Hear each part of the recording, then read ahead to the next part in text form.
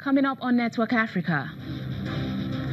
Armed men kill at least 7 persons in Niger after attacking a French drilling company for Rako's water well site.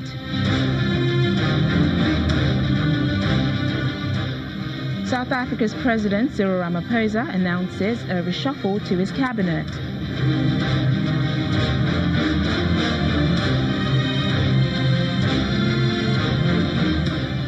And the Democratic Republic of Congo's health ministry says 13 new Ebola cases have been confirmed.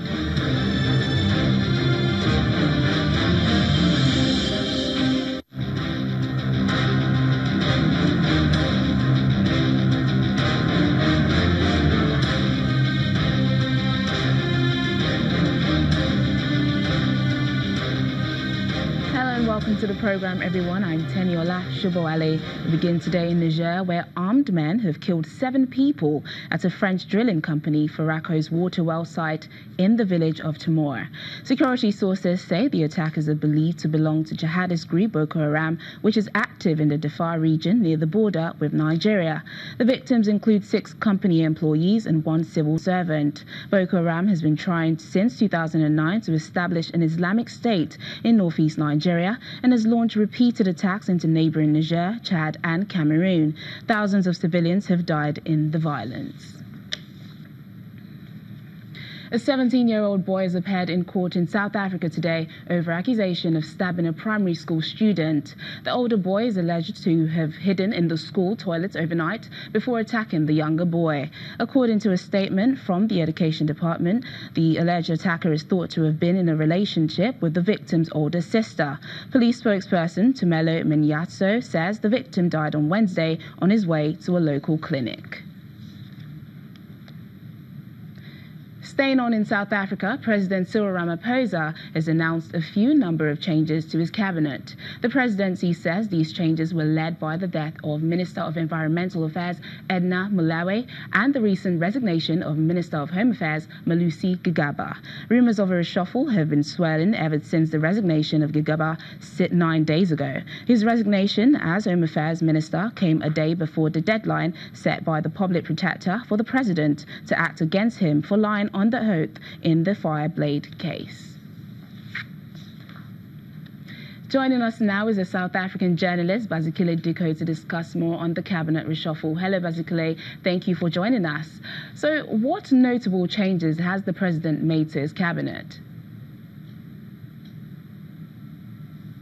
Well, one thing I can tell you is that not many changes. The president today pretty much replaced 2 ministers. One was the Environmental Affairs Minister, Edna Molewa, who passed away suddenly in September. She's now been replaced by Nomvula Mokonyane, who, I might tell you, did not leave a glowing legacy in her former portfolio, being in charge of water, the water ministry. But she will now take over the environmental affairs portfolio, one that Edna Molewa had actually handled with absolute aplomb and had even won awards for the way in which she handled the portfolio, particularly her role in championing the against rhino poaching and other conservation projects.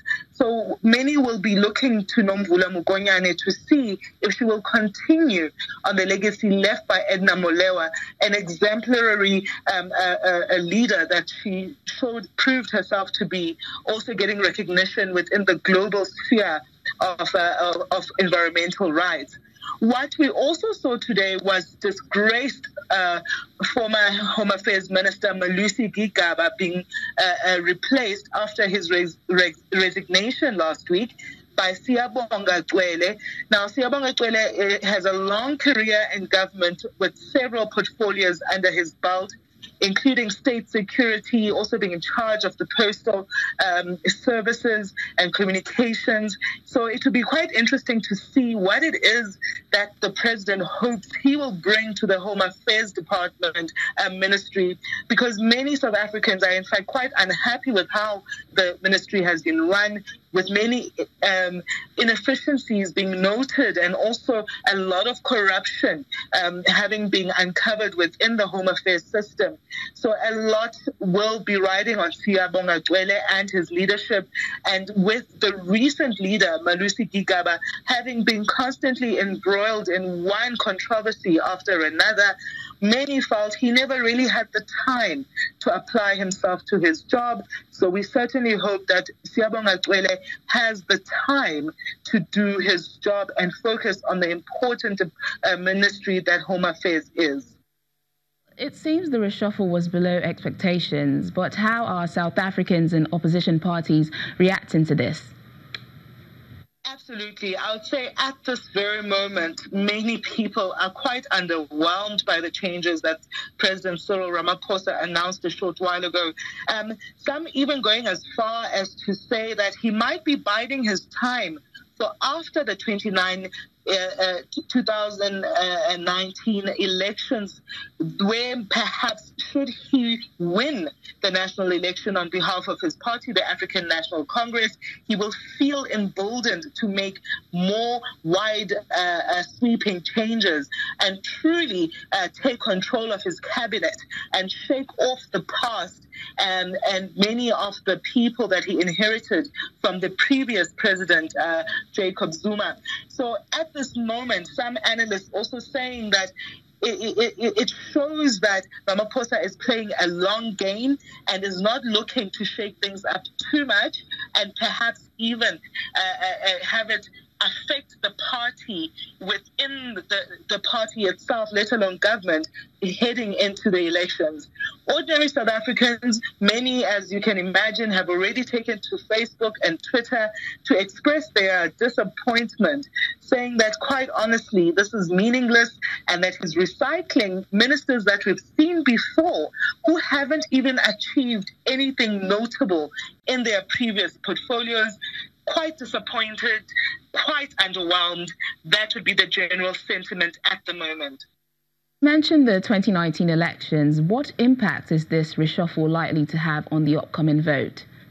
I'd say at this point, little impact. But what it possibly could have is on voters. Many ordinary South Africans might view this as too passive an approach from President Cyril Ramaphosa and perhaps choose to put their vote elsewhere, hoping to see real change.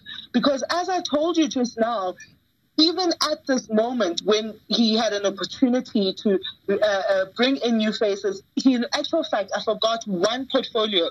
There's a slightly new face, Minister Abrahams, that he's just brought in, a relatively young woman into the communications portfolio. That is actually the only new face we've seen at this point.